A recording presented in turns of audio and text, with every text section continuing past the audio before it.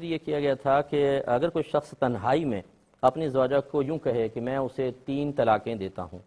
بلند آواز سے کہہ دیا، پھر اس کو جب احساس دلایا گیا تو کہتا ہے مجھے یہ مسئلہ معلوم نہیں تھا کہ تنہائی میں طلاق واقع ہو جاتی ہے، تو کیا حکم شرع ہوگا؟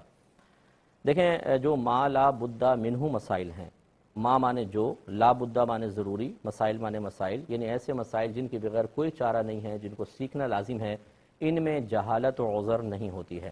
یعنی جو فرض علوم آپ سمجھ لیں، اس میں اگر کوئی کہے جی مجھے معلوم نہیں تھا تو اس کا لا علمی کا کوئی اعتبار نہیں ہوگا، اور جو حکم شرع اس کی طرف متوجہ ہو رہا ہے وہ ہوگا۔ مثال کے طور پہ جو عقائد، بنیادی عقائد اسلام کا علم حاصل نہ کرے اور کوئی کلمہ کفر زبان سے نکال دے تو اس کا یہ عذر ہرگز ویلڈ نہیں ہے مجھے پتہ نہیں تھا، وہ دائرہ اسلام سے خارج ہوگا، اس کا نکاح ٹوٹ جائے گا، اس کو دوبارہ کرنا ہی ہوگا۔ ایسے ہی جو میاں بیوی کے آپس کے معاملات ہوتے ہیں، خصوصاً طلاق کے، ہم کہہ کے تھک گئے، یہ میرا 16واں سال ہے احکام شریعت کو کہہ کر تھک گئے ہیں کہ بھائی دینی مسائل سیکھیں، اپنی بچیوں کو مسائل سکھائیں، اپنے بچوں کو سکھائیں، ایسا نہ ہو لا علمی میں آپ کے داماد آپ کی بیٹی کو طلاق دے دے اور وہ دونوں حرام زندگی گزار رہے ہیں اور نہ آپ کو پتہ ہو نہ انہیں پتہ ہو۔ اسی طرح آپ کا بیٹا اپنی بیوی کو غلطی سے طلاقیں دے دے اور پھر وہ بغیر